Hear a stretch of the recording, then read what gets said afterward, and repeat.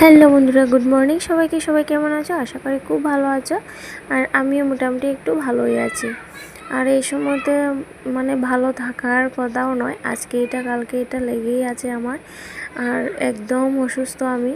আর অসুস্থ কেন তা খুব শীঘ্রই বলবো। আমি অনেক লম্বা করে ব্লগ এখন বানাই না, খুব ছোট করেই ব্লগগুলো বানাচ্ছি। তো আমার ডাল হয়ে গেছে, বা ডালটা সাঁতলে নিচ্ছি। ডালটা সাঁতলে নিয়ে তারপর বাকি যে কাটাকুটি সব কিছু কেটে রেডি করে রাখবো।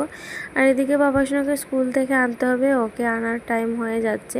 তোর পাপাকে ফোন করেছিলাম, ওর পাপা বলেছে এখন আসতে পারবে না, দেরি হবে।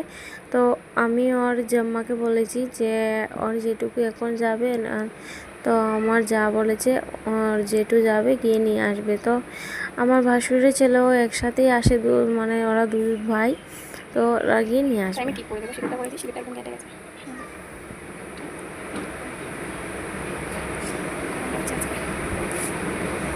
তো আমার পাপা সোনা স্কুল থেকে চলে এসেছে, চলে এসে বাইরে খেলা করছে।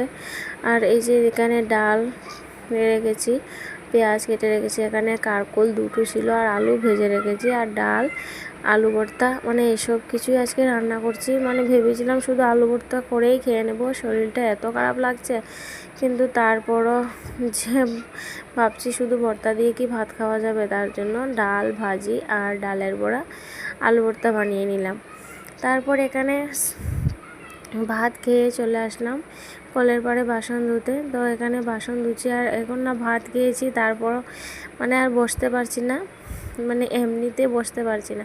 তারপর এই যে টুলটা নিয়ে এসেছি, টুলে বসে বসে বাসনটা মাজছি, কিন্তু করতে তো হবে। একদম ভালো লাগছিল না বাসনগুলো মেজে, ইচ্ছে করছিল শুয়ে পড়বো, কিন্তু কি করব, আমি যদি শুয়ে পড়ি তাহলে তো ওইগুলোই এমনিই রয়ে যাবে, যেভাবে রাখবো আমি সেইভাবেই থাকবে।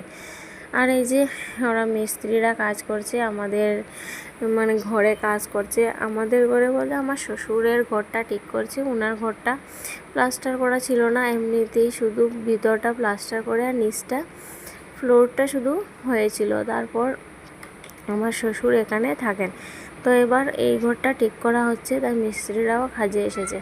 তো এদিকে আমার বাসনটা আমি ধুচ্ছি, বসে বসে আস্তে আস্তে করে বাসনটা ধুচ্ছি, আর একদম বসতেই পারছি না, খুব কষ্টও হচ্ছে বসতে। তারপরও কাজ তো করতেই হবে। তো আজকের ব্লগ এই পর্যন্ত ছিল, দেখা হবে পরে ভিডিও।